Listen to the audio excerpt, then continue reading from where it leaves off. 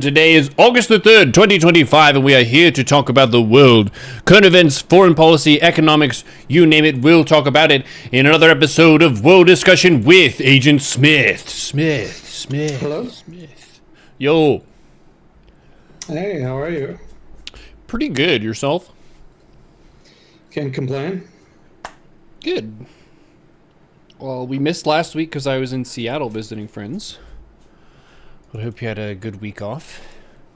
Whatever you were doing. Working through Mass Effect Andromeda. Nice. How's it holding up? I like it. Nice. I don't think it deserves all the hate it got. But I also don't play a lot of modern games, so I don't necessarily know how it compares in a modern sense. But yeah, I thought it was fun. Cool. Overall, it definitely had its issues, but yeah, overall, pretty good. How far through it are you? I finished yesterday. Oh, nice. Good job. Oh, how was Seattle? It was awesome. I basically stuffed my face with as much Asian food as I physically could. Because it doesn't exist out here in Dakota, so... Yeah. I had like, authentic street Thai food that was really good. Naven ordered for us. Oh, nice. And we went to a Chinese place that was kind of like a build-your-own soup, where you got a bowl and then you put whatever ingredients that you want in it, and you choose what broth is in it, and then you're charged by weight. So that was pretty interesting. Yeah. Custom hot pot. Yeah, it was really good. The only gripe I had with the place was that the water cups were way too tiny for how spicy the food was. They were like the little Dixie cup size, and you have like boiling lava hot, the numbing spice Chinese food. It's like, come on, give us a real glass of water. Good stuff. But that was good, and then we also had Hawaiian food one of the days, and Korean barbecue another one of the days. Awesome. And I got bubble tea twice. Malatang, that's what it is. Exactly. The numbing spice is what that's called. You remember what the restaurant was called? Malatang was in the name. I could look it up. It was Zheng Malatang, I think. Z-H-E-N-G. I'm kind of guessing at it. Gotcha. Yeah, that was really good. It was nice catching up with people. I got to watch a miniatures board game. I guess it's not a board game. A miniatures kind of battle game that was played called Trench Crusade. And that was pretty cool to see. It's kind of like Warhammer, I guess. You've got environment objects and stuff, high ground, low ground, different types of units, different factions. And there are 3D printed models and stuff that they were using. And my friend has a 3D printer, and he made a piece for me and kind of went through all the steps and how to make it. It's very cool. I don't know if you've ever seen 3D resin printing. I've heard of it. I've never seen it, though. Yeah. It's heckin' awesome. Oh, that sounds like quite the trip so far. Yeah. Especially jealous about the food. Yeah. I was so excited. There's a lot of good food in South Dakota, but certain genres are just missing from the list. So yeah, you can get really good barbecue and steak and American food here.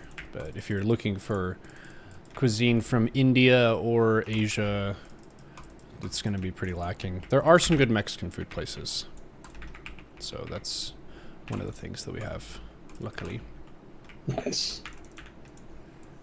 And then my Dota climb has been really good. I think we had an episode after I got Divine, but I've still been in that bracket, kind of grinding away at it. And starting tomorrow, I'm going to start another Baldur's Gate run with another streamer who plays mainly Baldur's Gate, and we're going to be voice acting our characters. So I haven't done that before. Yeah. Oh, that sounds really cool. Yeah, I'm going to be a Shadow Monk. And my character looks very similar to myself, so it'll be easier to kind of have it be a more immersive experience. I just have to put some face paint on, and then I'm good to go. He's gonna be kind of like, the way I would describe him is Deadpool and Batman mixed. Well, that should be pretty good. Yeah. So justice obsessed, but with more of a foul mouth than Batman has. And the person I'm running with is going to be a vengeance paladin, so we'll get to smash some stuff. Yeah, that's the easiest form of paladin. Yeah, hardest to break that oath. I think the only way you can break a vengeance oath is by agreeing to do the dirty work of an evil character. Because you're kind of obligated by your oath to kick their ass. The Oath of the Ancients that I took in our run, I think that's the hardest oath to keep. Yeah. Because you're not allowed to initiate combat against non-combatants. And I still stand by, for me to attack the Ballast cultists on site was fine, and a morally upright decision, and that's why we ended the run as Oathbreaker, out of protest. Which, speaking of, after we finish World Discussion, we should just load into that run, because I think we might just have a couple dialogue moments, and then you should get your golden dice.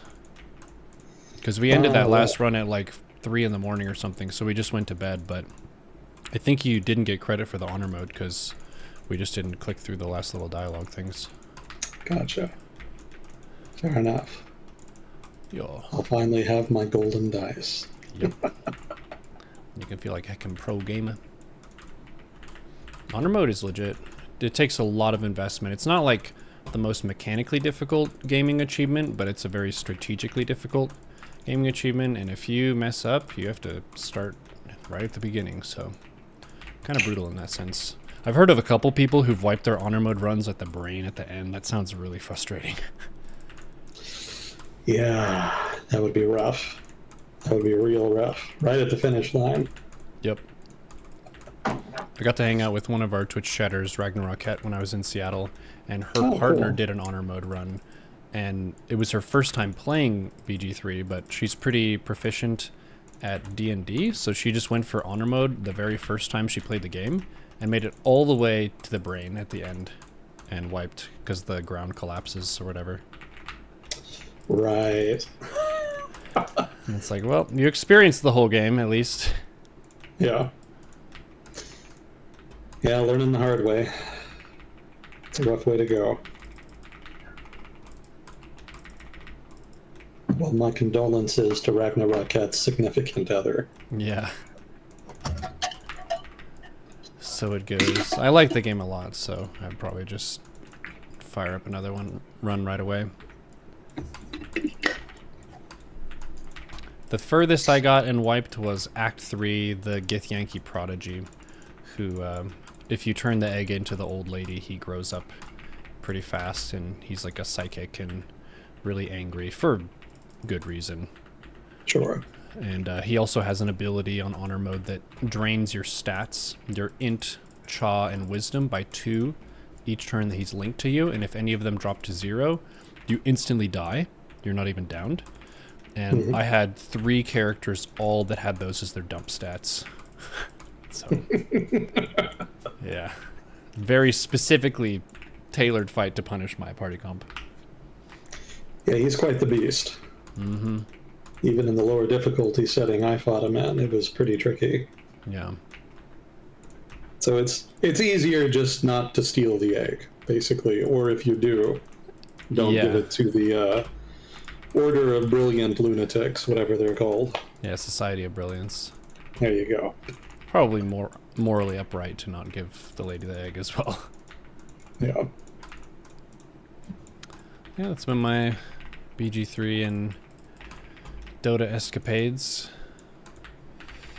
I've heard that it's been a mostly quiet week for news. Stuff has happened over the past 2 weeks, but it's all pretty much on trend. Nothing particularly revelatory. The stuff that has made headlines has largely just been kayfabe. So nothing of substance, even if it looks flashy on the surface. I'm surprised governments are pretending, at least, to be taking Washington seriously still in the trade talks. But it could be even that is just for show. Because Washington very clearly wants them to squirm, if only for optics reasons. Mm-hmm. So it may be they're doing that as part of the quid pro quo. Yeah, it doesn't cost them much other than pride to play along.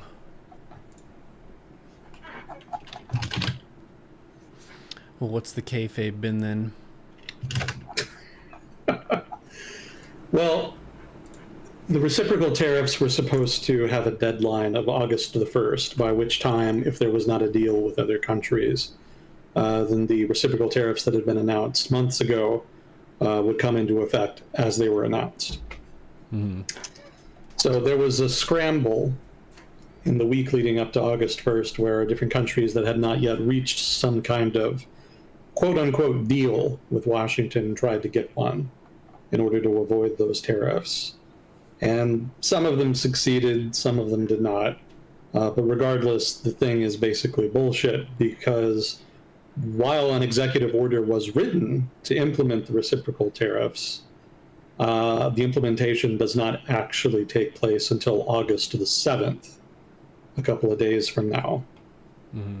So that means effectively the deadline has been extended. The tariffs are not actually going to go into effect yet, which means there's additional time to negotiate something new. And the Trump administration has done this kind of thing in its negotiations repeatedly, where they'll pretend that they're about to do the big dramatic thing, but then they only ever asymptotically approach it. Mm-hmm. In the times when they've actually done something dramatic, markets have spazzed out and they end up walking it back. So I haven't seen much deviation from that. So, as always, it's always possible that they're actually serious and they will actually go through with it, but I wouldn't hold my breath. Gotcha. Markets at this point are kind of operating on the implicit assumption that the Trump administration is mostly bluffing, and that whatever tariff situation we end up with will not be that different from the status quo. Even the new tariffs that were announced in the executive order actually themselves deviated from the reciprocal tariffs as announced a couple months ago. They're actually somewhat lower than had been initially announced, with some exceptions. You know, Brazil is apparently getting 50%, which is higher than had been expected. But pretty much everybody else is getting lower tariffs than expected. So Australia, for example, or 15? 50. 50? Yeah. Yowza. Yeah, they're looking at potentially 50% tariffs, and the Trump administration also launched a probe of Brazil's quote-unquote unfair trade practices, whatever that's supposed to mean. So Brazil continues to be the subject of special attention that other countries are not getting here. Certainly not other developing countries, which seem to more or less not exist. I've barely heard about them participating in these negotiations at all, which again makes me bring into question the seriousness of the whole effort. I think the most I heard was a group of West African leaders meeting with Trump a couple weeks or maybe months ago, and they were kind of collectively negotiating to try to get lower tariffs. And I don't think anything even really came of it. So beyond that, the developing world is just kind of MIA as far as these negotiations.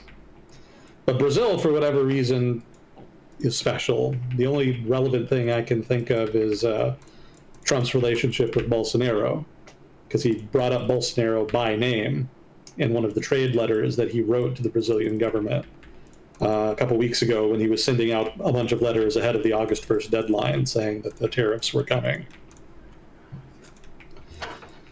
So I don't know. I guess they have some kind of relationship that compels Trump to try to go to bat for him, but I think it's very unlikely that's going to result in anything beneficial for either Trump or Bolsonaro, because the current government is a left-wing / center-left government in Brazil. And it's probably not too much of an exaggeration to say that they hate Jair Bolsonaro. Certainly their voters do. So it seems extremely unlikely that a right-wing president that's fairly unpopular among the left wing in Brazil is going to pressure the Brazilian government into giving any kind of special treatment, certainly not concessions, to one of the most hated figures within Brazilian politics among Brazilian left-wingers. The whole thing just seems like a stretch to me. We'll see. Trump is supposedly a master negotiator. Maybe he has something up his sleeve. But I suspect this is just more superficial bullshit. I don't think it really goes anywhere. But beyond that, Australia got 10%, which is lower than the threatened reciprocal tariffs had been. Taiwan looking at 20%, Southeast Asia looking at 19%, pretty much across the board. That one surprised me, because the administration seemed to be really pressuring them to make a deal. And 2 countries in Southeast Asia actually did negotiate some kind of deal, Philippines and Vietnam. But their deals basically got them a tariff level that is pretty much the same as what the countries that did not get a deal before the deadline. Vietnam actually ended up with 20% as part of their deal, which is actually higher than the 19% that's going to like Malaysia, Thailand, etc., and other regional countries that did not negotiate a deal successfully before the deadline, which kind of brings into question the point of negotiating a deal in the first place. I'm not sure what they're getting out of that. If the administration is just going to give them all pretty much the same tariff regardless. Canada got a slight tariff hike that had to do with fentanyl for some reason. This fentanyl charade continues. Like, everybody knows it's absolute horse shit. But the administration insists that Canada is somehow a major vector for fentanyl into the US, and he hiked tariffs that are specifically designated a penalty for fentanyl from 25 to 35%. So negotiations there are ongoing. I have no idea what Washington wants out of Canada at this point. It may be that the administration itself doesn't really know and that they're just putting the pressure on generically. You know, they tend to have a strategy of tension, so to speak, in their trade negotiations, where regardless of what the other party does, you always just keep the pressure on in the hopes that they'll just give more and more concessions over time. You can kind of see that with Australia. The Australian government preemptively gave concessions to the US before negotiations started in the hope that they could just avoid the whole tariff trade war imbroglio. And it just totally failed. Like, the administration didn't care and basically just negotiated as though it didn't happen. Yeah, applying pressure is something that is a strategy game concept as well, where you don't necessarily have the intention of taking a clear battle, where you're applying forces and actually committing to what's going on. You just kind of posture like you want something, and that threat can sometimes create space for yourself. But yeah, it seems like we're just applying pressure in every direction possible, which I don't know what the long-term effects of that will be. Maybe not too much. The long-term effects of pressure? Yeah, of pressuring a lot of countries, because we're pressuring a lot of countries that we would consider to be close allies, right? Yeah. I mean, basically just everybody all at once. Yeah. It's not clear what the long-term consequences are, because it's not clear if the policy itself will be long-term. Because like I said, it's kayfabe. Like, it's mostly just theater, near as I can tell.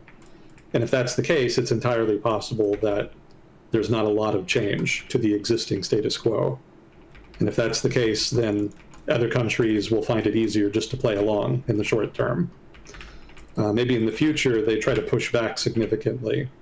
But you know, if they're only going to raise tariffs a little bit in the United States, it may be easier to go along. That's possible.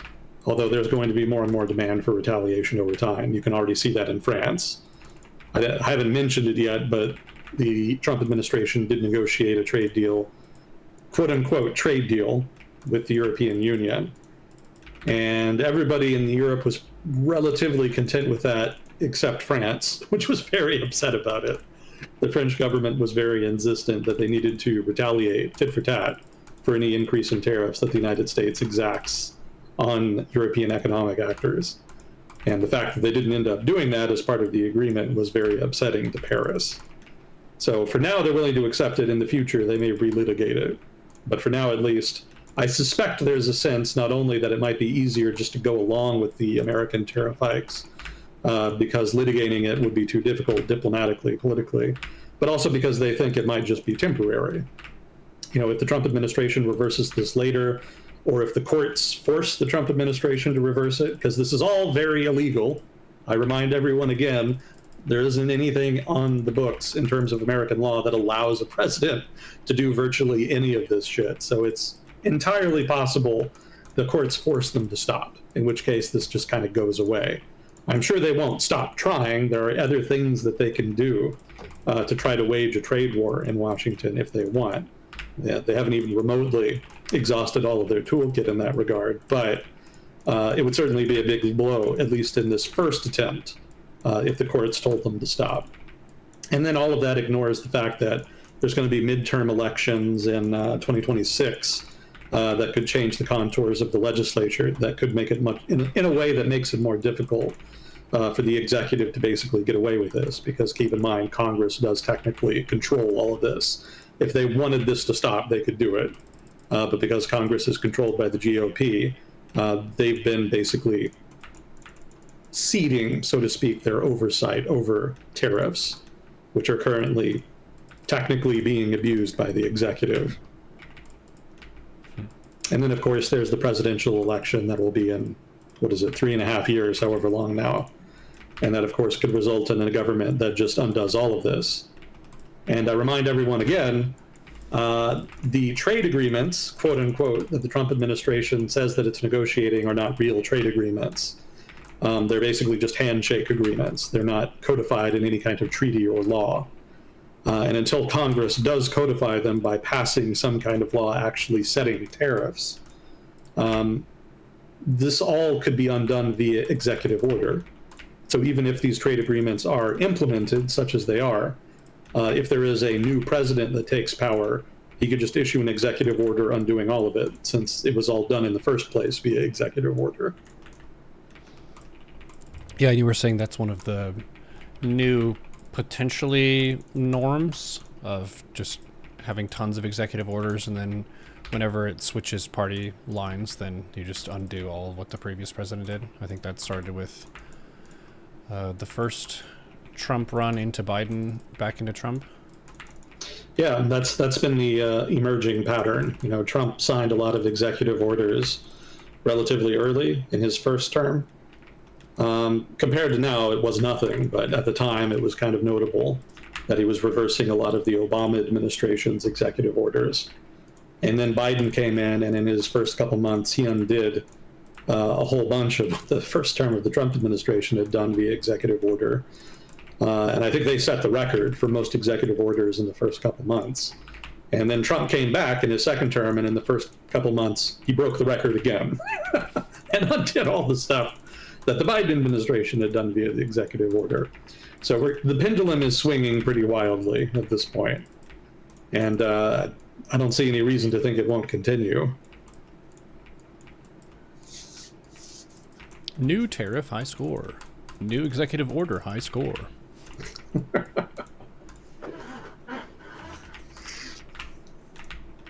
Let's see. Switzerland. Switzerland is looking at 39% tariffs. And for an export-oriented economy like theirs, that is pretty significant. I was reading in the BBC News that there's some tension in Swiss politics over that. Hopefully it's not too much of a problem for them, because probably there will be some kind of deal agreed to between the Swiss government and the US government between now and August 7th, or if there's not, they'll kick the can down the road.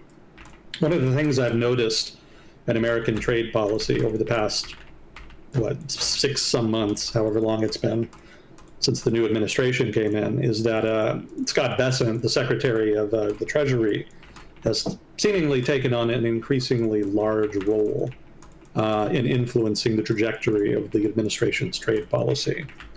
So the most hawkish trade elements within the administration seem more and more sidelined.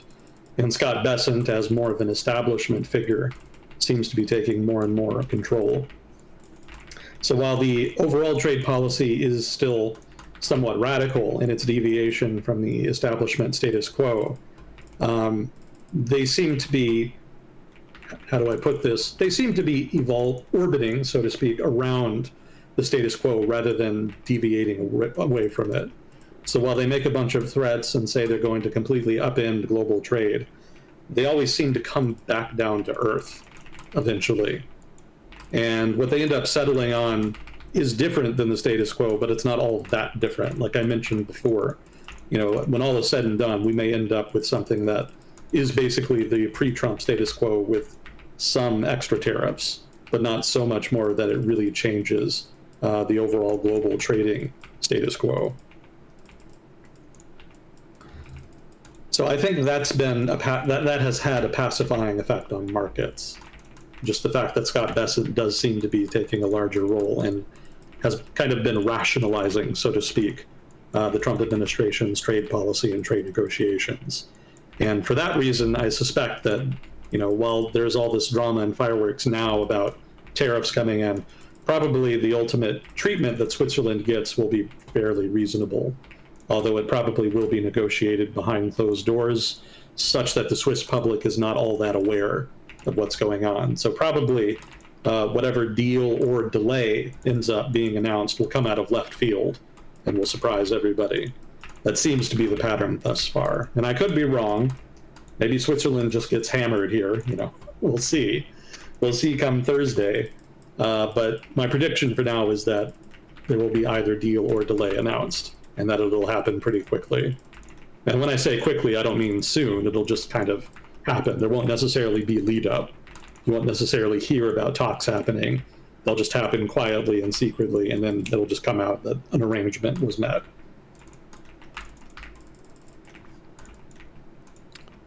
Let's see. India is looking at 25%. They've been continuing negotiations, but like we've talked about before, they're just hung up right now. Like Washington is very insistent about getting more market access for American agriculture, and New Delhi is not having it. Like it would be borderline political suicide for a government in India to completely or even significantly open up their agricultural market. Keep in mind that India is still mostly rural, right? A lot of developing countries that have developed quickly over the past couple of decades, like in Southeast Asia or China, they've gotten up to 60-70% urbanization. But India is still around 40% urbanization. In other words, probably around 2/3 of their population still lives in rural areas, in rural economies, and live rural lifestyles. And so what that means is that they're disproportionately sensitive to changes that affect the agricultural economy in India. And keep in mind also that a lot of those people are not like very profitable, productive farmers. A lot of them are actually subsistence farmers, meaning that most of what they consume to survive is stuff they grow themselves.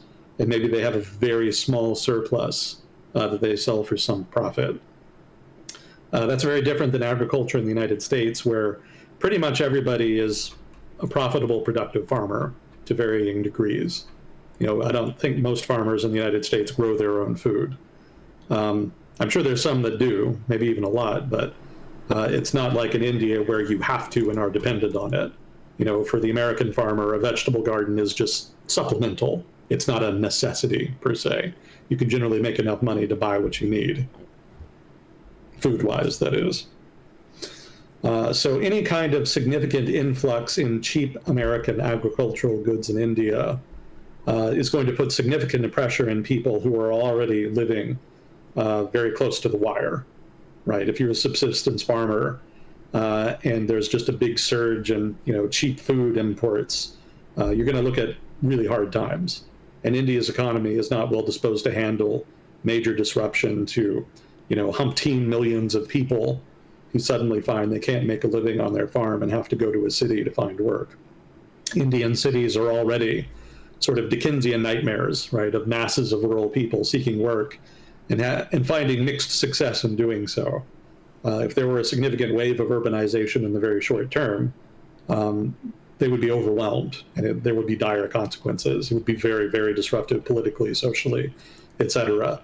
And in addition to all of that, farmers, again, being a significant portion of the population still, are a major voting bank, as they would call it in India, voting bloc, as we would call it in the United States. That being the case, like if you piss them off, then they're just going to turn on you. They'll vote you out. You're never going to win office again, aggravating circa 2/3 of the voting population. So those are all very good reasons why New Delhi is opposing American entreaties regarding agriculture. And if Washington continues to make that a deal breaker, then there's not going to be any deal. And India will probably be okay with that if it does come to pass that tariffs are hiked, because trade between India and the United States is still relatively modest. India has always had relatively more protectionism, but they're also relatively import sensitive, so to speak. They have more imports than exports. So it's not like they have a huge export industry that's going to be disproportionately affected by tariff hikes. There is a nascent Indian manufacturing surge happening of exports to the United States, but it's still relatively modest relative to the overall economy, and it's pretty new. And mostly it's relegated to large American corporations like, Apple or whatever, who are trying to diversify their supply chains away from China. So the overall impact of a tariff hike that would be hypothetically significantly disruptive to those manufacturers, that's not going to hurt the overall Indian economy. Or even necessarily their exports to the United States. Most of India's exports to the United States are services, call centers, software development. India is pretty strong in that area, and as a result, it represents a disproportionate share of their exports abroad, not just to the United States, but pretty much to the whole world. And tariffs are not going to affect that. You can't tariff like a call center or software. That's not how tech or services works. So, even in that sense, tariff hikes would have a muted impact. So the United States does not really have the high cards here. I'm sure New Delhi would prefer to avoid high tariffs if they could, because they do want Indian manufacturing to develop. But even if not for the trade conflict with the United States, Indian manufacturing would be facing difficulties. It's been struggling for a very long time. Even after the reform period started in the early 90s, Indian manufacturing has really struggled to kind of modernize and become competitive, to the point where I've always just kind of discounted. Quite frankly, I think it would be great if they could get their manufacturing off the ground, but just given the political economy of India as it is now, given the regulatory state, given the balance of factors that play into the success of a manufacturing sector, like none of that stuff is really in the favor of the manufacturing renaissance in India. So, while I'm open to the possibility that it could happen, it's just not likely given the structural factors at play right now.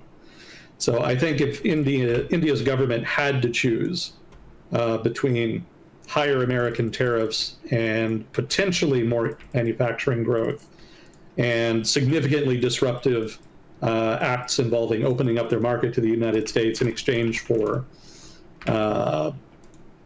mildly higher likelihood that its manufacturing sector grows. Like between the two, they'll probably prefer the status quo.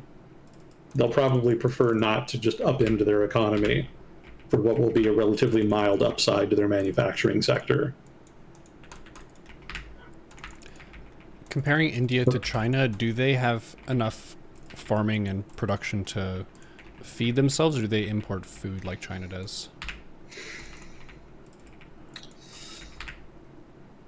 Well, they can feed themselves, but there's a lot of variance depending on the monsoon, because Indian agriculture is not particularly industrialized.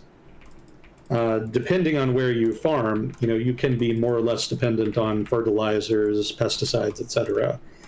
Some parts of the country are just inherently more fertile than others. And also, having access to genetically modified breeds of one kind or another also plays a role. So in a good year, and when the farmers have ready access to everything they need, then yeah, they can mostly feed themselves, if I remember correctly. But even in cases where they can do that, they still import a lot of food, because not everything Indian consumers want can be grown in India. So yes, they can feed themselves, but their diet would be significantly narrower if they had to. Free trade and imports allow them much more diversity in terms of diet. That's pretty much true of any country, really, like even the United States. We can grow our own fruit, but we can't grow it year round, right? Fruit is inherently seasonal. Yeah. So because we import, we're able to have, fruit imported from the southern hemisphere, allowing us access to fruits that previously were not available during certain times of year, probably mostly winter and whatnot.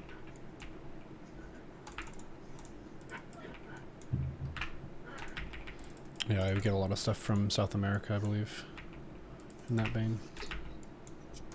Yeah, Chinese agriculture is pretty similar in that regard. Technically, if they really needed to, they probably could feed themselves without imports.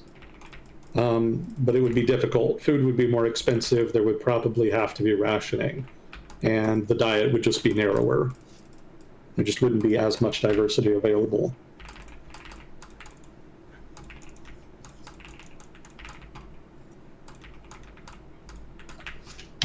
Let's see.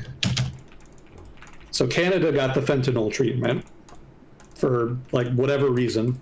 I'm sure Washington has some bizarre logic they would rationalize it with. Mexico, meanwhile, actually got an extension.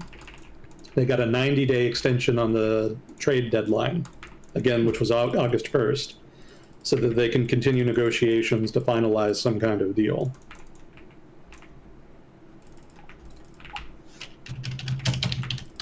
The automotive industry very much will like that, I'm sure.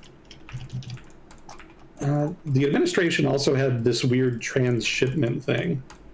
I had thought it was only something they had negotiated for Vietnam, which I think we talked about a couple weeks ago. But I was reading today that it's a general thing, that it was part of the executive order, and that in general they want 40% tariffs on any exporter deemed to have tried to mask goods from a higher tariffed originator, such as China, as their own product. So we've talked before about the re-export trade, where Chinese goods will go to some other country, some third-party country, and then will be exported from that country into the United States in order to get around high tariffs on Chinese goods. So Washington is aware of that, and the administration is trying, apparently, to address that by trying to identify companies that participate in the re-export trade and put tariffs on them. Now, this is also something they want partner countries to do themselves. They want Vietnam to tariff those companies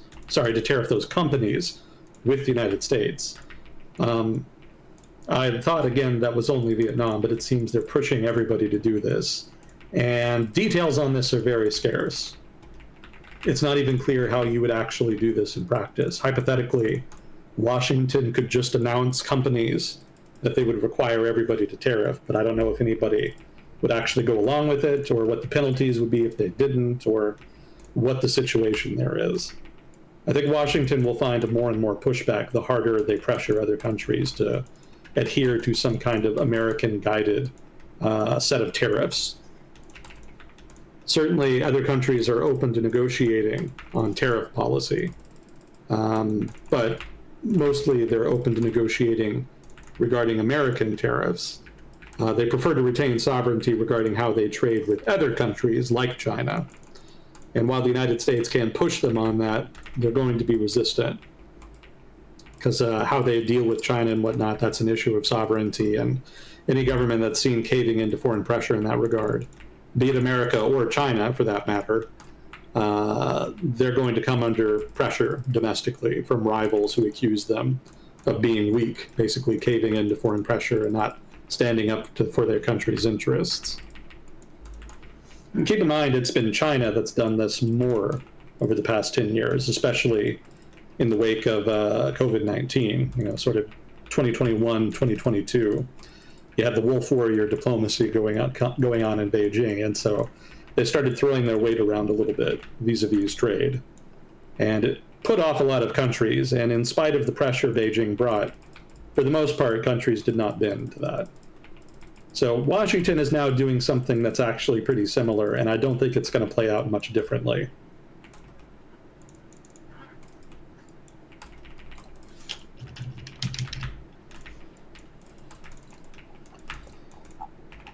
What about the individual deals that have been announced? Mostly they're just bullshit, because these are not actual trade deals. Again, like I mentioned earlier, these are not treaties, they're not codified by Congress. These are just handshake agreements that the administration made with other governments. And we don't even have details about like what's actually in them. One thing we do know is that not only are they not deals, they're actually just, in truth, frameworks. Framework is the word that comes up a lot when you actually read into these things.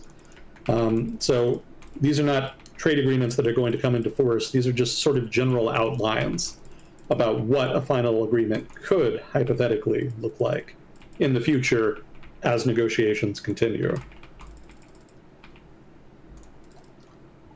So, for example, with South Korea, 15% US tariffs were agreed. Also, South Korea apparently agreed to set up a $1 billion investment fund, which will be directed by Trump himself. Markets found that particularly confusing because, again, there's no details, so nobody knows how that would work in practice, whether or not it would even be legal, what kind of obligations the Trump administration would be under as far as how to direct it, what they would actually do with the money. If you actually look at the amounts that are talked about, I don't have them in front of me. Japan agreed to something similar. Basically, Japan and South Korea agreed to set up these big multi-billion-dollar investment funds that would be directed by Washington. And the Trump administration says that they would invest them in strategic industries and American manufacturing, all this other political bullshit that they've been running on. But the amount of money involved is huge. Like the Japan deal involves something like a $500 billion fund, which is a massive amount of money, right? The Japanese government can't really carve that out of their annual budget without crippling annual government spending. So it's possible that they're just going to contribute to the fund over 10 years. Of course, the administration will be out of power by the time they get most of it in that sense, but maybe that doesn't matter. Maybe it's just the principle of the thing. Maybe it's just a headline that never actually ends up happening. The Trump administration has certainly done that before. It's not even clear. And the Japanese government, for its part, actually disputed the notion that they would be paying for it out of their own government funds. They say these would actually be loans. So presumably either the government or Japanese banks would come to some kind of arrangement wherein money would be lent to this fund, and that this fund would then do something, whatever the fuck, with that money and then eventually pay it back. Now, still, $500 billion is a lot of money, even for a bank. I don't think they're going to just throw that around casually. So I suspect this is going to be a fund to which money is lent to over time rather than all at once. And that there will be some ongoing negotiation, so to speak, as to how the fund will actually work in practice. Again, these are all just frameworks. But the idea that the Trump administration would just have its own pet investment fund paid for by another government or another country's banks, whatever the case may be, should be disconcerting. That's not really something the American government should be doing. Congress, hypothetically, could give permission, but even in that case, I would be very dubious about an executive branch in the United States government just running around with a bunch of money that is not accountable to anything or anybody. So we'll see what happens with that. That will be very constitutionally entertaining if it actually comes to pass.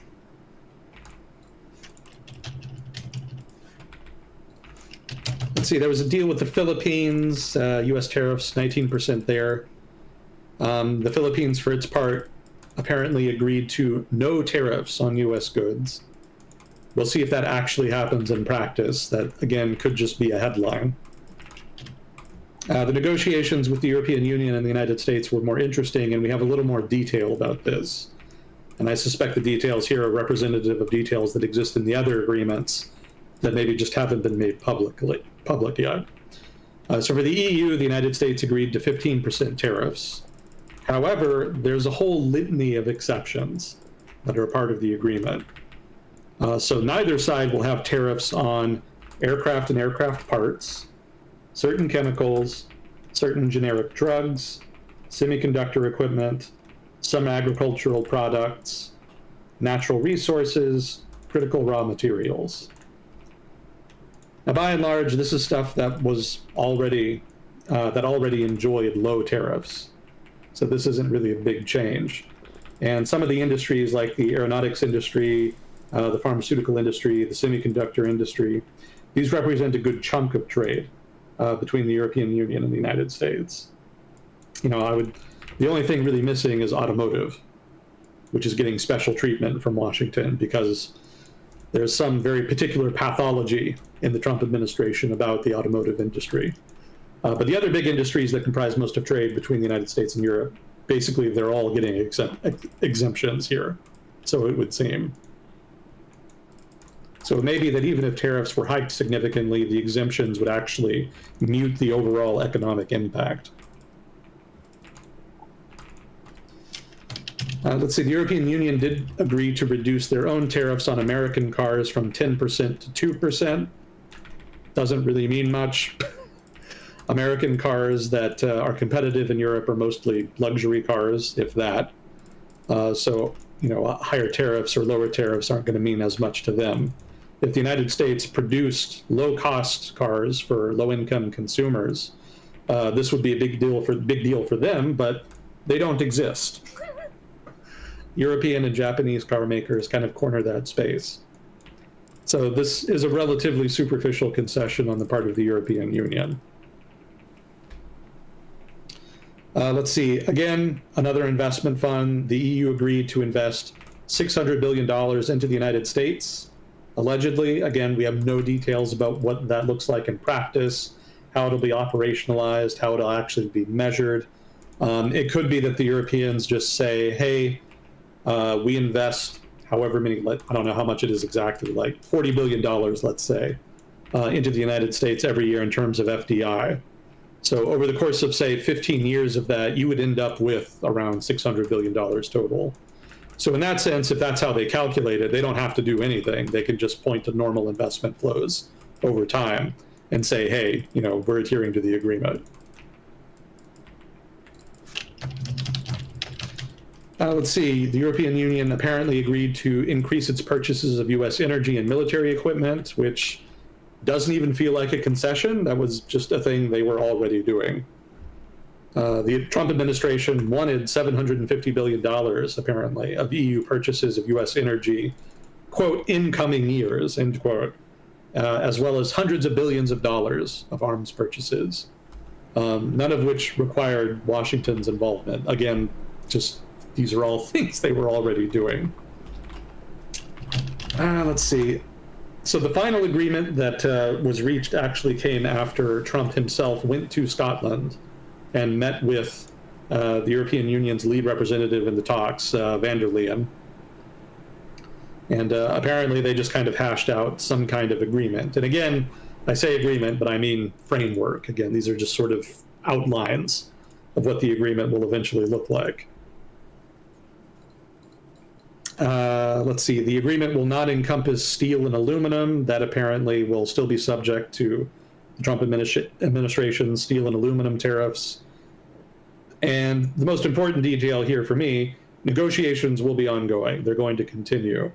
So there was an official in the Trump administration that said that 15% tariffs could fall after further negotiation. So these are not even like final tariff baselines. Like that could be decreased as well. Let's see, U.S. officials also said the European Union agreed to lower non-tariff barriers for automobiles and some agricultural products. I'll believe it when I see it. European Union officials actually responded to that by saying that those details were still under discussion, which I suspect means that they're either going to extract some big concessions for the United States in exchange for them, or they have no intention of actually doing it in the long run, which I think is probably the more likely outcome. So you can see that while the headline is that there's a trade deal between the United States and the European Union, it's not a deal, it's a framework. There are loads of exemptions. There's a lot of absent specifics, so to speak, about some of the ancillary aspects like investment and other things. So this, again, isn't a deal. This is just ongoing negotiations that are basically being repackaged as a deal for American domestic political consumption. It's the concepts of a plan. It's a concept of a plan, or, as I said earlier, it's kayfabe. It's just political theater. It's not substantive. Maybe eventually an actual trade deal will be negotiated, but I suspect America's trading partners are going to play for time here, because American presidents are only ever around for 4 years, maybe 8 at most. But in Trump's case, it should hypothetically be just this term and then he's gone. So if they can drag out talks and play for time, that's to their favor, because they could very easily end up with a dramatically different government in the United States that takes a very different tack to these kinds of trade negotiations, maybe even just undoing everything the Trump administration is negotiating here with executive orders. So that's why I said at the top that stuff is happening, but it's mostly just theater. It doesn't really matter that much. I still don't really see this actually going anywhere. Mm-hmm.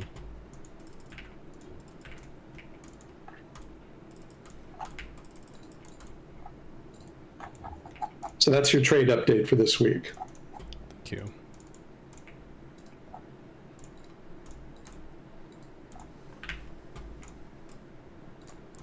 I didn't ask you, was there anything in particular you wanted to get to? I think there was some, this might be more symbolic gesturing to France asking for a ceasefire for Israel and Hamas, or Palestine. Yeah, they're trying to negotiate one. They're trying to mediate one, I guess technically is the word. Yeah, they, France and Canada, have been making noise about potentially recognizing Palestinian statehood if certain conditions are met. They're basically threatening Israel over it. They'll say they're going to do this if Israel doesn't do X, Y, Z. And they're telling the Palestinians that they'll do it, but only if Hamas does X, Y, Z. Specifically from Hamas, they want some degree of democratization and elections that exclude Hamas. Regarding the Israelis, they want concessions in the form of basically humanitarian corridors, more aid, some kind of plan regarding de-escalation, etc. The usual kind of stuff you would expect.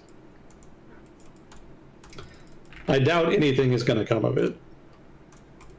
Israel is pretty committed to their current course, especially under Netanyahu. So I don't think there's a whole lot of pressure that Western Europe can really bring to bear here, even if they have Canada working with them.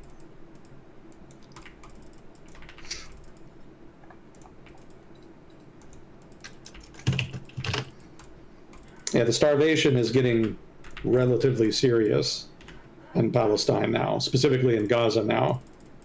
There are more and more reports about people with health conditions stemming from, emaciation, lack of nutrition, etc. So we are approaching a tipping point, it would seem. Hence the additional pressure. But again, I don't think it makes a difference. I suspect the conflict is kind of on rails at this point and is going to run its course. What course that ends up taking, I'm not entirely sure. But I think there's very little anybody can realistically do, other than Washington anyway, that's actually going to change the outcome. And even Washington's room to maneuver here is kind of limited. Because when Israel really wants to do something, they do it. They may do it secretly instead of openly, but they will do it. They've proven that many times in their history.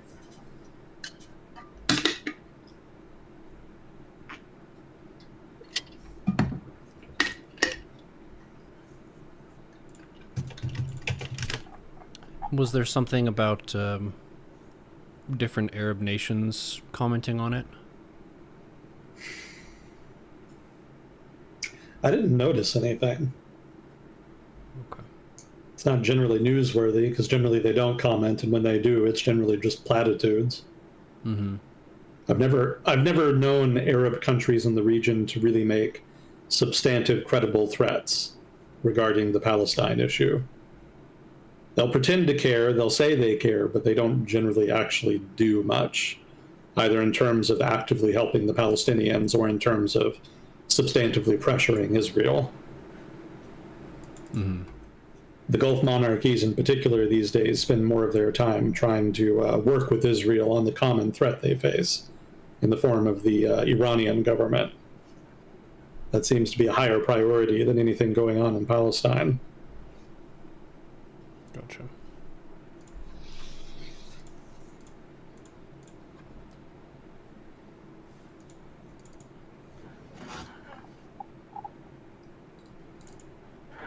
Well, can I interest you in some discussion of institutional decline in the United States?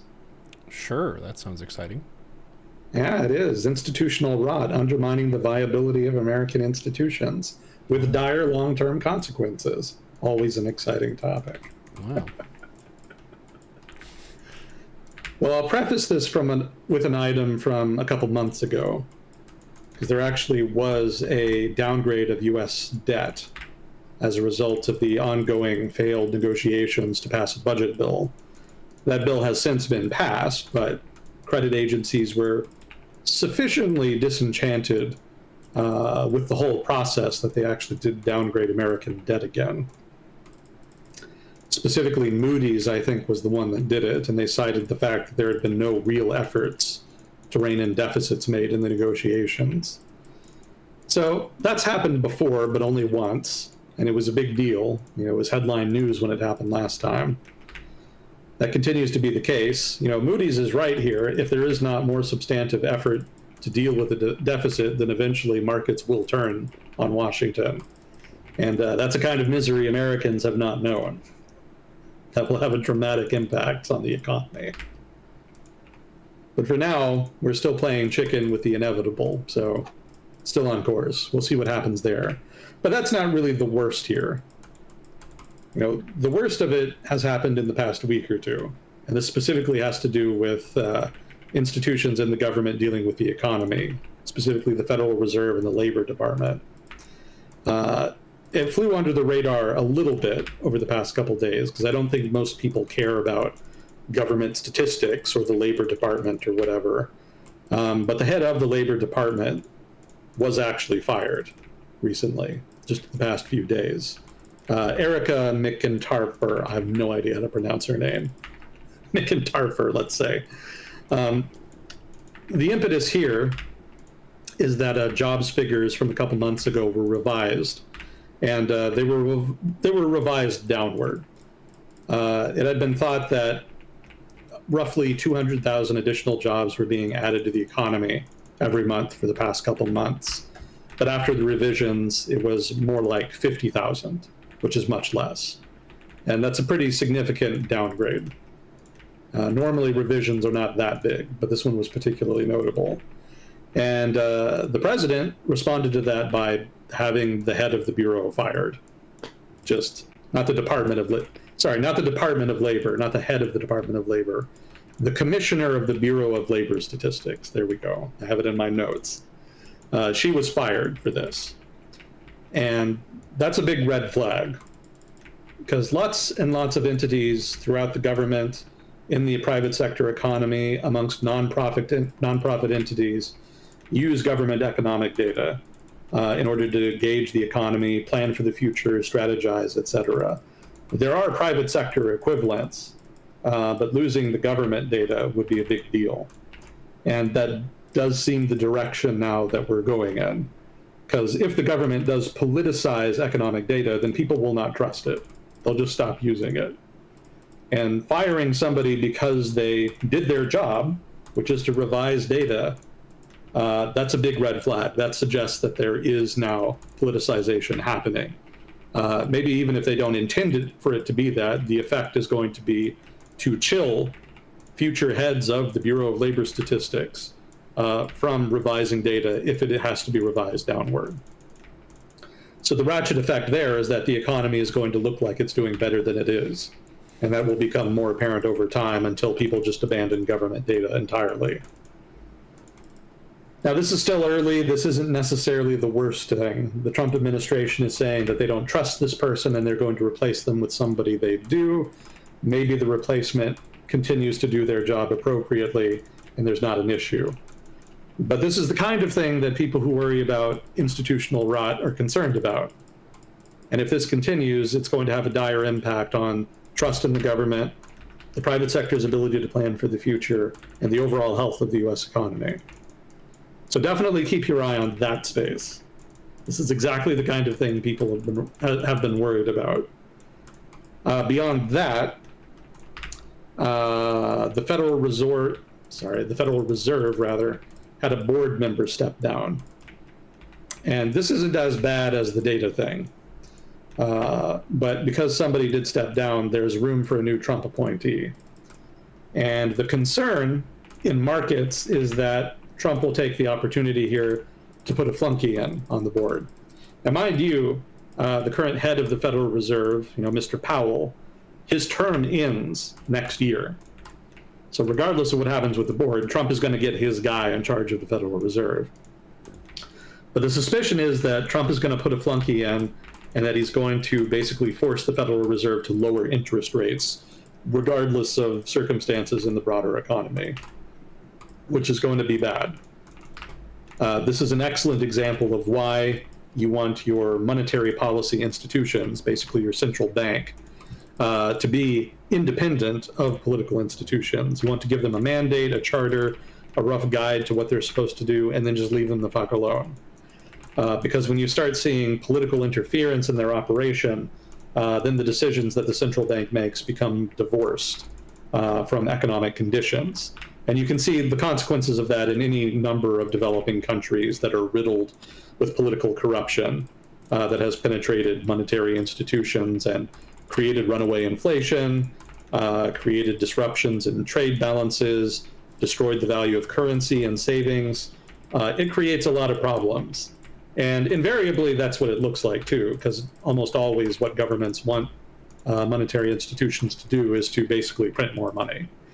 They want lower interest rates. They want monetary stimulus because that helps economic growth, basically, and because it's helpful for all of their politically connected buddies in the private sector because they can get cheaper loans. And Trump himself has said that he wants lower rates, so he's no exception to this. So if the Federal Reserve, for political reasons and not economic reasons, starts lowering interest rates and just ignoring prevailing economic conditions, you will get more inflation. Invariably, that will be the result. And it will get worse and worse over time. And if it plays out like Turkey, which is the last major country that had this happen, you will see very, very elevated levels of inflation for a prolonged period of time until basically the dear leader, in Turkey's case, Erdogan, feels sufficiently politically secure that he can walk back his previous policy and allow interest rates to raise and finally correct the imbalance in the economy. People will not like what that looks like if it happens here in the United States, and it will be even more disruptive here, given how much bigger the American economy is. Now, generally, the Trump administration has proven to be pretty sensitive to market swings, and if markets genuinely believe that he's going to politicize the dissemination of data or that he's going to politicize the Federal Reserve, there will be a significant backlash, and it may be that they back down from doing that, or maybe just try to be more low-key about it. So there's hope yet, but this is a problem. Like, this is a thing that you should be concerned about. And if it gets worse, you will find it very, very difficult to unfuck. Because monetary institutions, if not just government institutions in general, that become corrupted tend to stay corrupted for prolonged periods of time. It's not something that you can easily fix once it becomes entrenched in the political culture of a given bureaucracy, agency, what have you.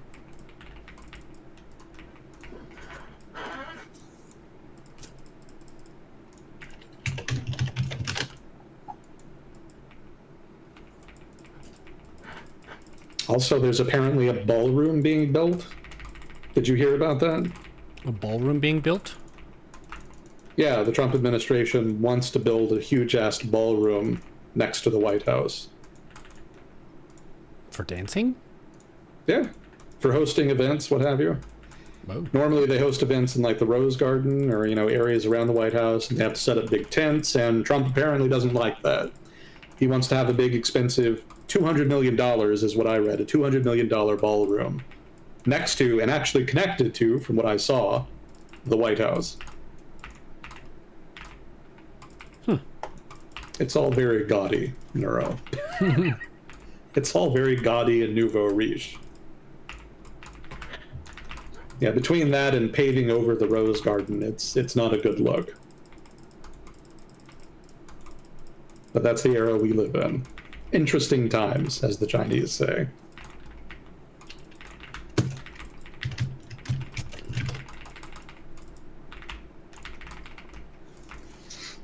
How are we doing on time? Got a good bit. We've been going for an hour. Don't need to go for super long if it's a slower sort of week. I don't know if we have any questions either. Something you could check. Let's see. Oh yeah, one just popped up. What is your take on the possibility of Texas redistricting this year? How do you think it will impact the midterm elections? Yeah, so what Texas is trying to do is basically add more Republican seats in the House of Representatives. Specifically the federal House of Representatives, not the Texas House of Representatives. I haven't been following that too closely because my assumption is that they'll succeed. There's pretty much very little Democrats can do in the state to actually stop that. You know, gerrymandering has gone on for as long as there's been a government in Texas. For as long as there's been districts to gerrymander in Texas, it's happened. So no surprise they're keeping it up. I think I read today that some Texas lawmakers, some Texas Democrat lawmakers, fled the state in order to try to stop it. You know, that's a move they've done before in order to deny the Texas legislature a quorum. Again, though, I don't think it'll work because, you know, even if they kind of run out the clock on the current term, so to speak, I forget the technical term, but yeah, the Texas legislature only meets once every 2 years. And the time that they meet is limited to a couple of months over the summer. And if they don't get anything that they want done during that specific time frame, then they just have to wait 2 years until they meet again. However, the governor can call a special session pretty much whenever he wants if there's an emergency. And of course, governors always just call here emergencies whenever they want the legislature to do something, regardless of whether it's an emergency or not. So, you know, Democrats can kind of run out of the state and try to run out the clock on the current term, but what'll happen is that they'll just call a special session and do it then. So, you know, they're not really going to be able to stop this if this is something the state GOP really wants to do. And of course it is. That's something they've always done in the past. They're going to do it in the future. It's just kind of the status quo here. The impact on the midterm elections is more Republican reps in the House. That invariably will be the result. Whether it's enough to tip the balance depends on how close the midterm elections are. You know, we'll see. But for now, that's not entirely clear. It's a little too early to be judging that. It is somewhat incredibly still just the middle of 2025, even if it doesn't feel like it. Yeah, it seems like with all the trade stuff and tariff stuff, there's been a lot happening, but because not everything has gone through, it hasn't actually changed a ton, but it's still flooding the news, so to speak. There's a lot to talk about. Yeah, the Trump administration likes to do that. They like to stay sort of in the attention of the public. And the result is that there's always a steady drumbeat of one variety of thing that they're supposedly doing or another.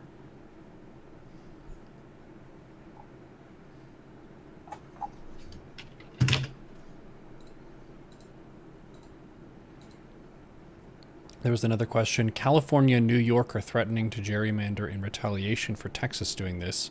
Do you think that's possible? Given that Democrats control the legislatures there, I don't see why not. But I'm not as familiar with state politics in those states. You know, for those who don't know, I live in Texas and have lived in Texas my entire life.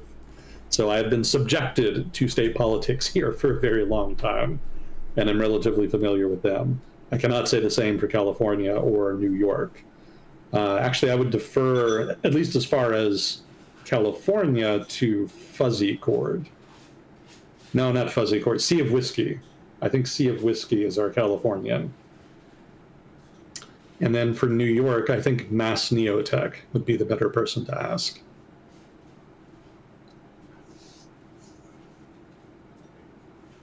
But yeah, just in general, I don't see why they couldn't. They probably already do. Gerrymandering is not something monopolized by just one party. You know, they both do it in the states that they're predominant in. There are some states that try to take it seriously and take a bipartisan approach to designing electoral districts, but those are relatively few and far between.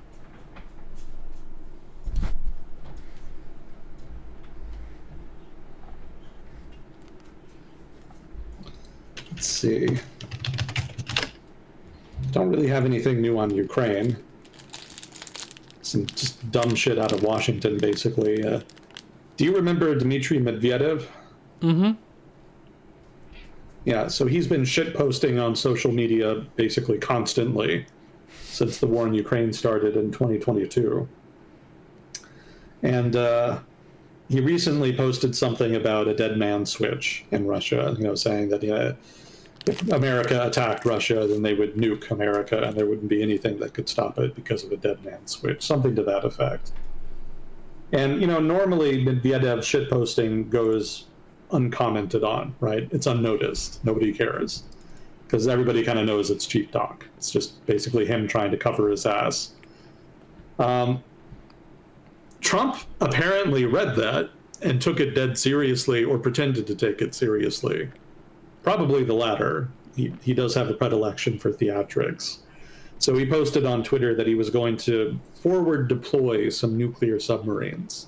whatever the fuck that means, right? I mean, we've always got nuclear subs deployed somewhere, so it doesn't require a presidential order. But Trump apparently felt it necessary to issue some kind of threat in response.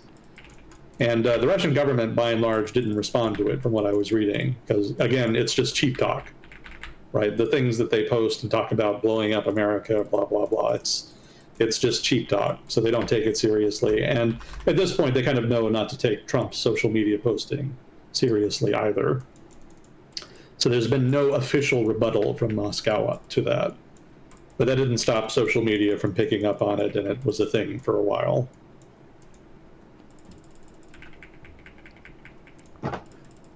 Almost sounds like playing Battleship on Twitter. Nuclear battleship. Yep. Yeah. Whoever wins starts nuclear war, and then we all die. Fantastic. I create nuclear dead man switch so that if you attack us, it switches and nukes you. Oh yeah? I moved some nuclear subs at you right now. Oh yeah? I have planes. Okay. Yeah, it's quite the historical period. This is either going to be remembered as a very dumb period that we learned from and eventually evolved out of, or we're all going to die. One or the other. It's one or the other.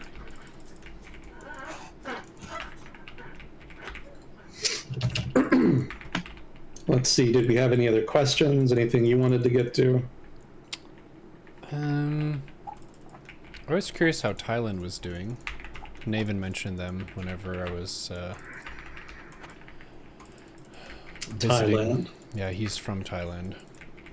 They've been negotiating with the Trump administration unsuccessfully, so they don't have a trade deal yet. But I was reading today they've been pretty relieved that the tariffs that they're actually going to face, assuming they face them at all, are going to be 19% instead of the much higher rates that had been threatened originally back in April. Let's see, beyond that, the domestic political situation is kind of unstable.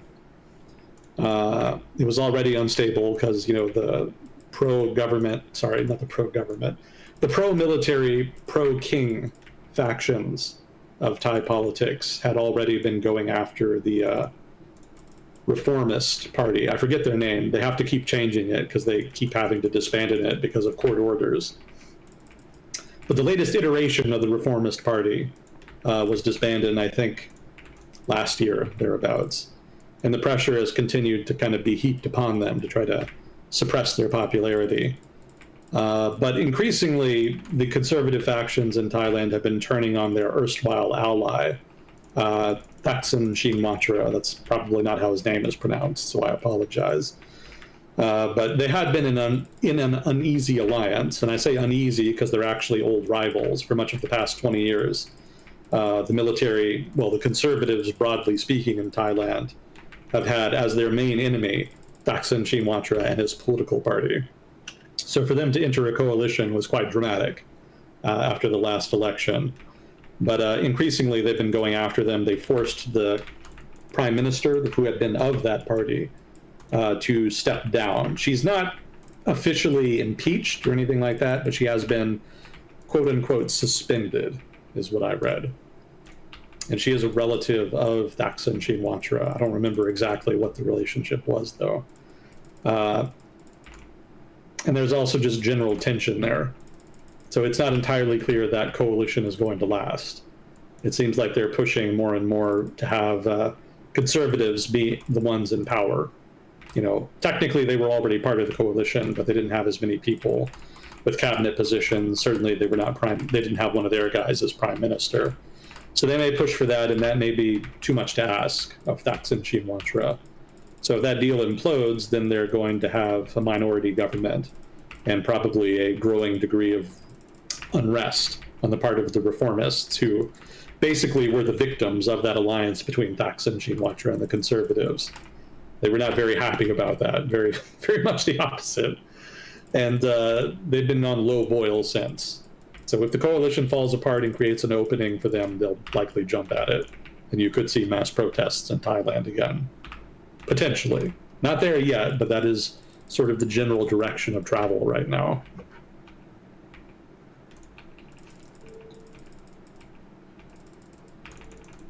Their king is still hilarious. And I'm allowed to say that because I'm not in Thailand. I'm not subject to lèse-majesté laws. I think he was saying that they don't like the current king, but they like the previous one. Yeah, the previous king oversaw democratization. He actually supported people who were protesting against the military junta that had been controlling the country in the mid-late 20th century.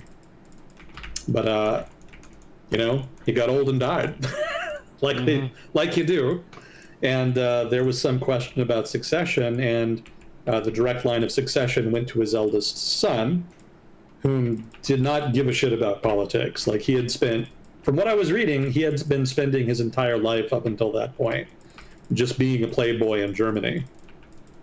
He'd just been dicking around, having sex, getting high, and partying in Germany for decades on end, and did not really seem to give a shit about actually being king.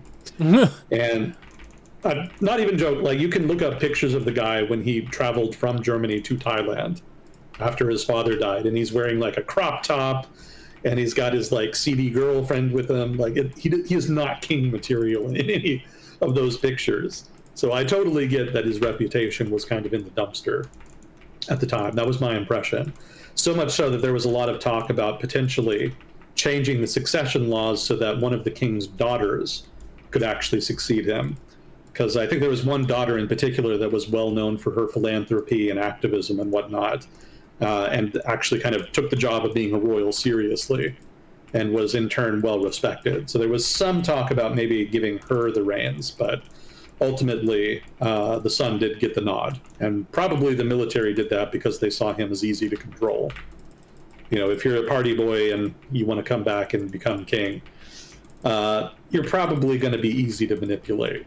Mm-hmm. Probably you're just going to take whatever advice the military gives you and just go with that. And I haven't seen much evidence to the contrary. He doesn't even really look particularly healthy. He kind of seems a little zoned out whenever he's in public. So it may be that he hasn't even stopped partying. It may be that he really is just a superficial figurehead in Thai politics. You know, he doesn't have superficial power. The Thai monarchy does still have substantive power within Thailand, but I don't think he knows how to use it. I kind of wonder if he even knows where he is half the time. Damn. So the military seems to be in the driver's seat right now, which is not unusual for Thailand, but especially in the current circumstances, they have preserved quite a bit of power for themselves in the current Thai political system. Whether or not they can maintain it, not entirely clear, because they have gone out of their way, really, probably on accident, possibly on purpose, to aggravate the shit out of broad swaths of the Thai public. And I have to imagine that can't last forever. Sooner or later, they're going to run out of road.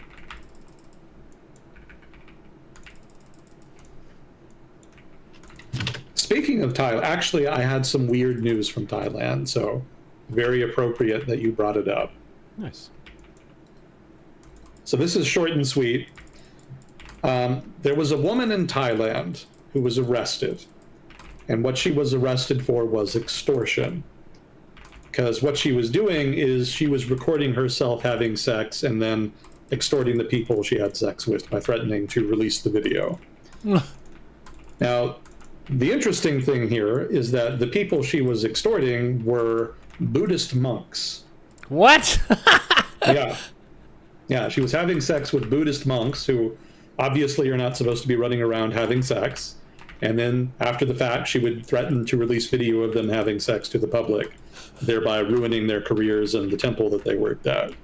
And so because she was doing that, she was actually making quite a bit of money from these Buddhist monks who were basically paying the extortion money to try to stay out of trouble.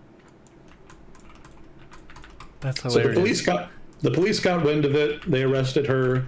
It came out who she was extorting, and I think those people have since been fired from the temples they worked at. They're not monks anymore because obviously they were not really taking it seriously.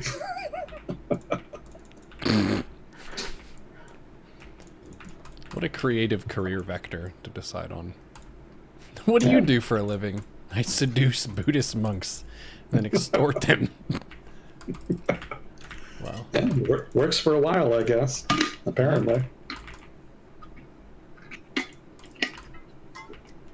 For those of you who don't know, Buddhist monks and Buddhist temples are still highly respected in Thailand. They're still an important institution in the social life of the country. So you're not supposed to mess around with the monks. You're supposed to respect them, leave them alone. They provide public services, they provide charity, etc. So everybody kind of looks up to them, but occasionally, you know, they do kind of undermine that by engaging in shady behavior of one kind or another. That's not unusual for the region. In general, in Southeast Asia, at least in the parts that are not Muslim, Buddhism as an institution is still very respected. So you can see that not only in Thailand, but also in Burma, for example, or even in Sri Lanka, actually, which is mostly a Buddhist country still. But in both Burma and Sri Lanka, Buddhists have been known to get up to very not so Buddhist behavior, especially in Sri Lanka. Sri Lanka is kind of known for radical, militant, violent Buddhist extremists. Yeah, I think I remember that. The Tamil Tigers, is that the group? No, actually, that's the group the Buddhists were fighting. Oh. The majority ethnic group in Sri Lanka is the Sinhalese, and they are Buddhist. The Tamil Tigers were a militant group that fought for separation of the parts of the country that were occupied by ethnic Tamil people, whom are actually Hindus. And they are a distinct minority. They are a distinct minority in Sri Lanka. But the Buddhist Sinhalese are a clear majority. And the Buddhist extremists tend to be them from that group. Maybe it's not my place to criticize, but I don't think they're doing Buddhism right. Chat's giving us a correction that the monks who were extorted are actually Buddhist monks. Cute. Thank you, Twitch chat.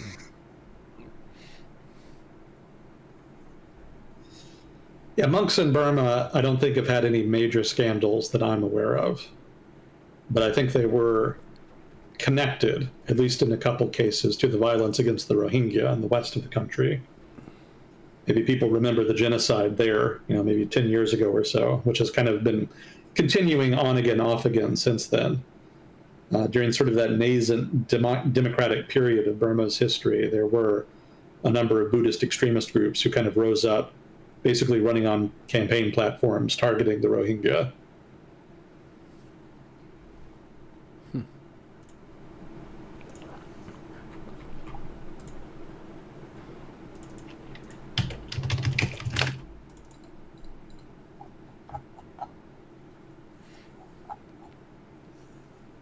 While we're in the region, what's Vietnam up to?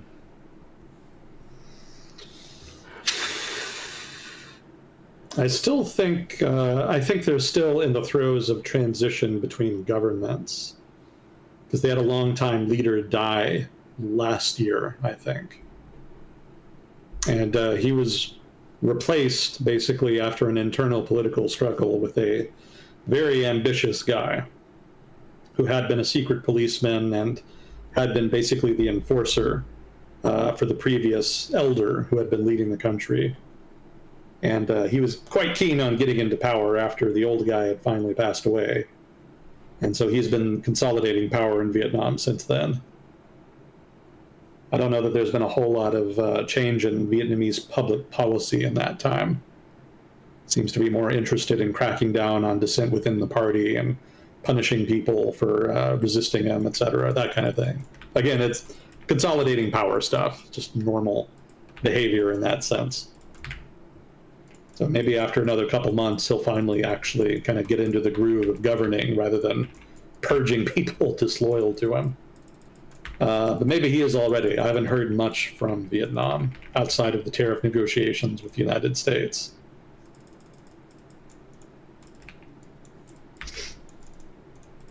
Let's see. Well, there was some stupid shit that happened in Cuba. Would you be interested in that? Sure. Always down to hear some stupid shit. So there was a minister in Cuba who got in trouble. And what she got in trouble for, and she actually had to resign over this, is that she stated publicly, and this was an official statement, she said that Cuba does not have beggars. Now maybe that wasn't that bad in and of itself, but she proceeded in the statement to elaborate on that, saying that people you see in Cuba going through the trash were actually doing so voluntarily. What? And voluntarily, it gets worse, and that they were participating in illegal recycling. Oh my goodness. So not only are there no beggars in Cuba, the people you see who seem to be dumpster diving are doing so of their own volition, not because they need to. And furthermore, they're actually criminals. They should not be doing that. They're actually trying to make money recycling illegally. Yeah. Well, there was a big outcry over that, unsurprisingly, and it was actually sufficiently strong that the Cuban government made her resign. Don't see accountability in authoritarian one-party states too much, but in this case, the behavior was sufficiently stupid and self-defeating that there actually was some. Yeah, I don't know what the point of that would be. Like, trying to boost your tourism value of saying that you don't have homeless people or something? No, I don't think they did it for a foreign audience. I think they did it for a domestic political audience. You know, when you're in a one-party state, you just kind of reflexively parrot propaganda, which is always to pretend things are going fine and that people are exaggerating when they criticize the government or prevailing circumstances of one kind or another. So, you know, when you're a higher up in that kind of political system, you really don't think about doing that. Like, again, it's just reflexive. You always try to put a spin on things that makes the status quo look positive. You try to deflect criticism. And, you know, if people start complaining about beggars as being indicative of poor governance, then naturally you'll reject that and come up with some kind of excuse to explain it away. So in this case, it was just done in a very sort of ham-fisted, dumb way. You know, because people do see problems in a country. It doesn't matter if there's not a free media. Like, you can see problems just going about your day. And so the deft way to deal with that is not to reject it outright, but to identify it and say, hey, yes, this is an issue, but we're working on it, and it's not as bad as the haters say. That's generally what authoritarian governments go with, because that's a more subtle approach. This woman did not do that. This woman just kind of lied out of her ass and didn't even do the public the courtesy of trying to construct a relatively convincing lie. Like, if you're going to lie to me, at least put some effort into it. That seems to be the attitude. And she didn't do it. Like, she was very obviously trying to come up with a lie off the cuff, and it was sufficiently stupid that everybody wanted her out, and she actually was kicked out. Wow. Yeah, that is pretty silly. Illegal recycling sounds edgy. Just when they said all of this should go in the trash, I recycled it. I made use of it. For the people of Cuba. Yeah. Yeah, I mean, in her defense, she probably didn't think she needed to put any effort into it. Because again, there's very rarely accountability of any substantive sort in authoritarian political systems. So she probably figured she could just shit out whatever excuse and people would just ignore it and it would just go away. but nobody would really care. She miscalculated. Clearly.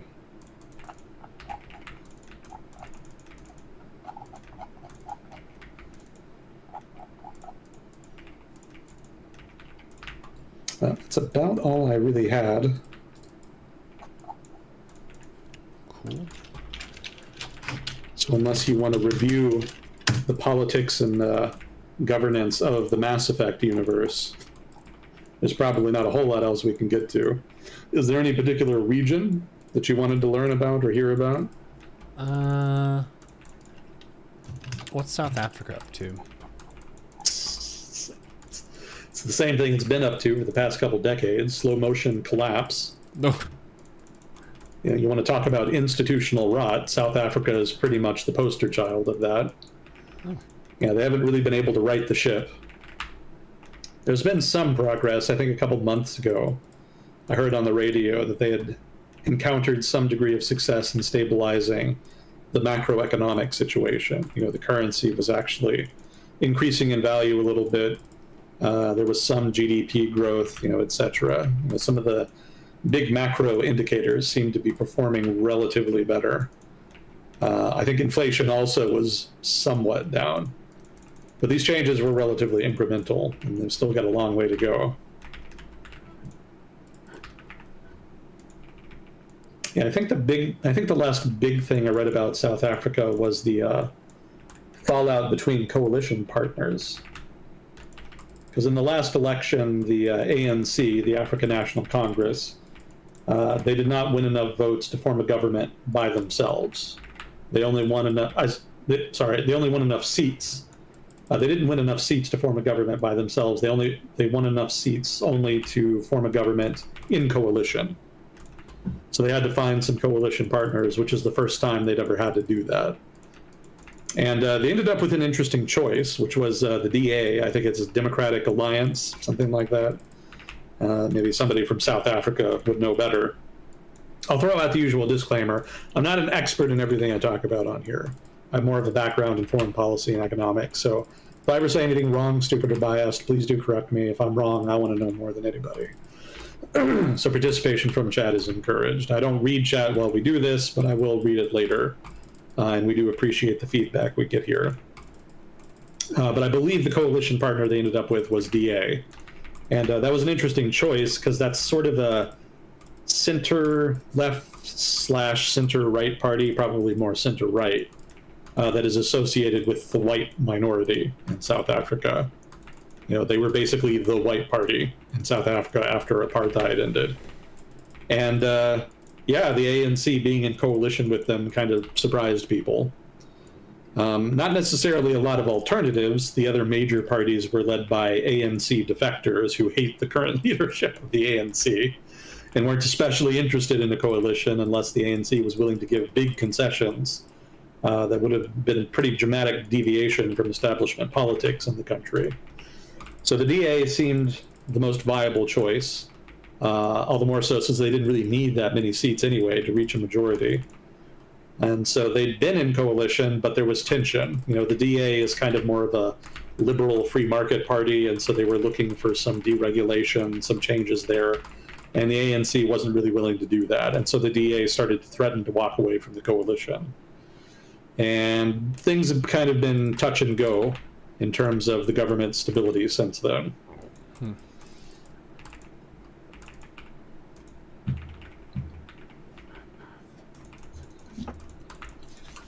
Still very corrupt, still in decline overall. So until that really changes, South Africa is probably not really going to be able to pull out of its nosedive.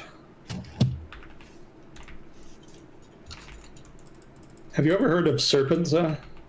No, what's that? He's a YouTuber. He was/is known for his commentary on China.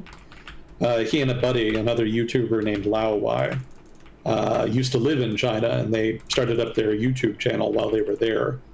And they were probably among, if not the top China, well, English language China YouTubers on YouTube for a couple of years.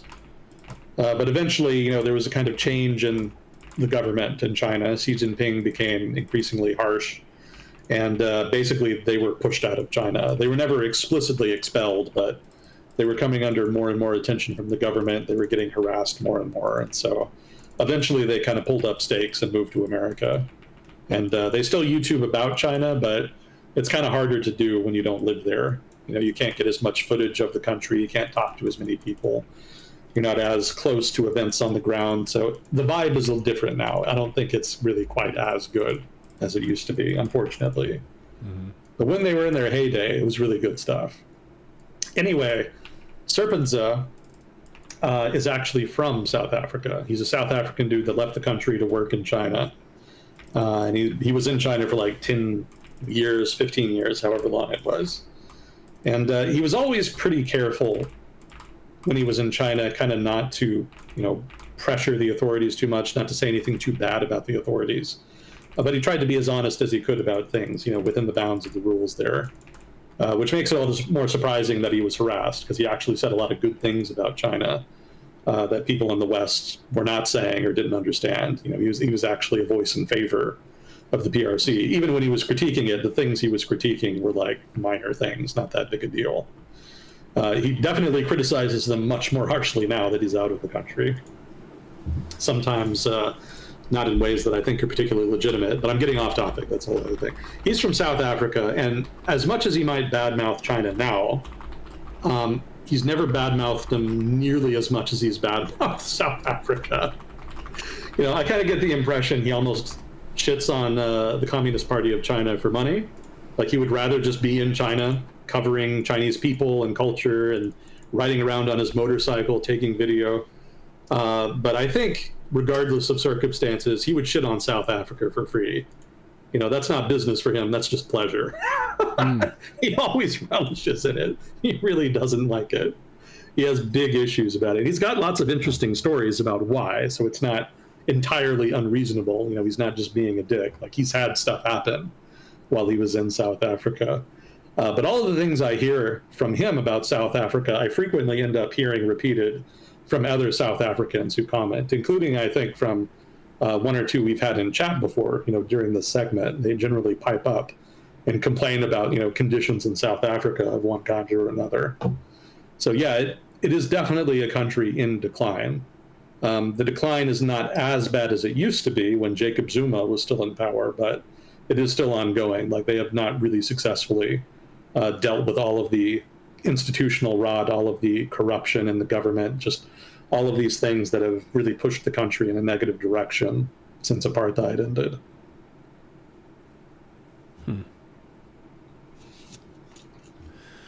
Well, here's to hoping they can course correct and get some faith in their institutions and so on. But changing norms like that seems really hard to do, and I don't really know how, on a fundamental level, you motivate people to do that. Historically, it comes from bourgeois middle class. Like in the United States, as urbanization continued apace, we kind of reached a critical mass where we had a large, persistent population of middle class people who were comfortable enough to kind of engage in activism and politics. That is to say, a politics beyond just, I need to survive. But at the same time, we're not really comfortable and wealthy enough to not give a shit about social issues.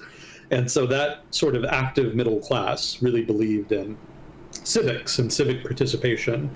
And they formed the basis for a major reform movement in the late 19th century that eventually transformed American politics and shifted it away from a patronage model and towards more of an ideological model where people are actually debating issues, substantive issues, rather than just distributing spoils from the government.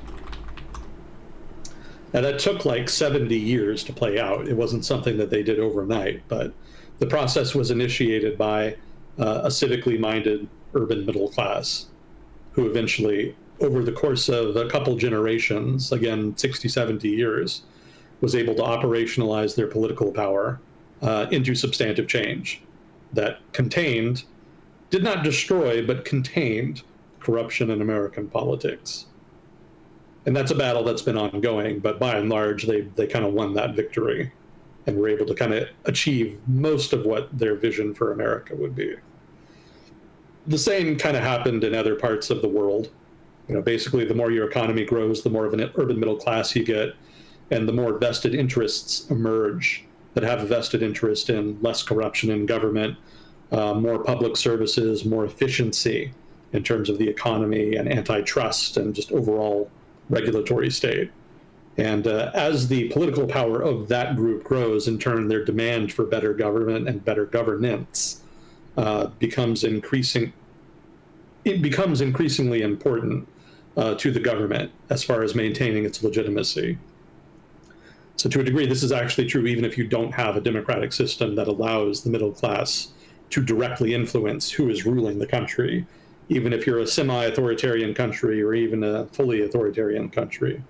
The middle class has some pull because they disproportionately carry the economy and define the legitimacy of the state, since they themselves have a lot of influence in terms of how other parts of the country perceive the government.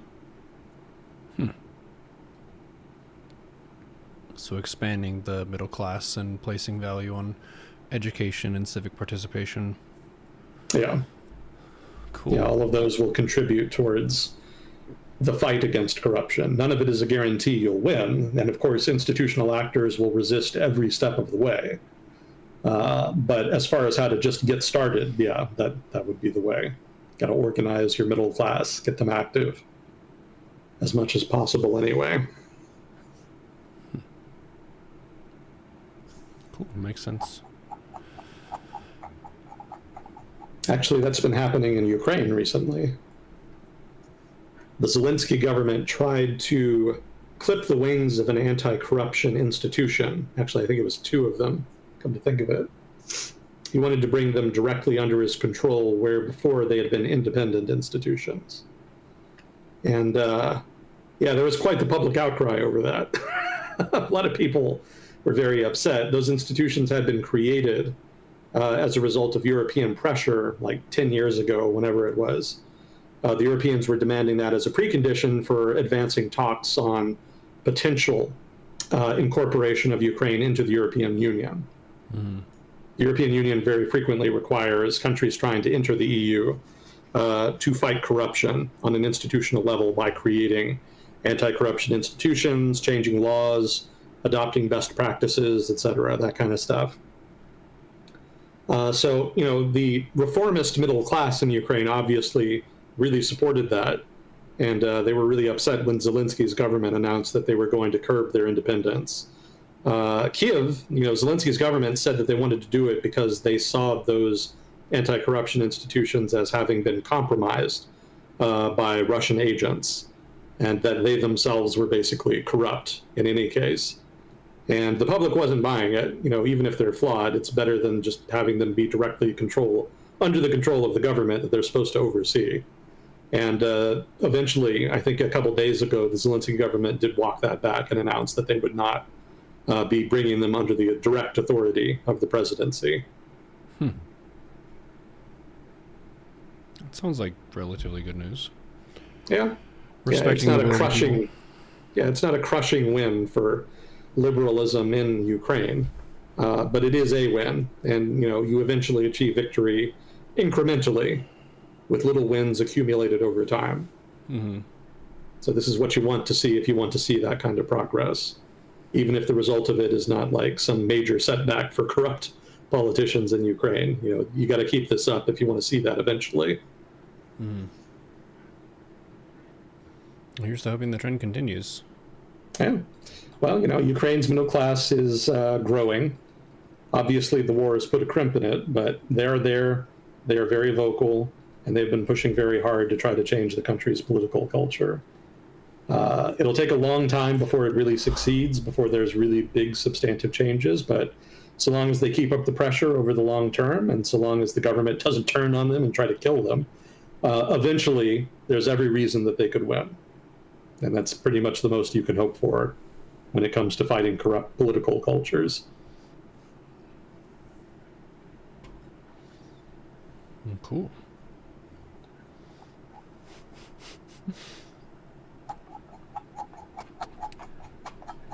funniest story this week is the Buddhist monks. You liked that, huh? Yeah, pretty funny. It's just, humans are creatures, and creatures have sexual needs and expressions. So having a hard line, like you don't do anything approach, some people are going to cave to that. And yeah, I feel sympathetic to them, I guess. But it's a really funny demographic to target.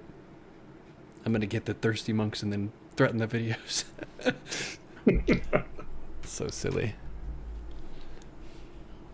Well, cool. If we're out of questions and it's been a relatively slow week, we could wrap it here and do some BG3 if you're keen.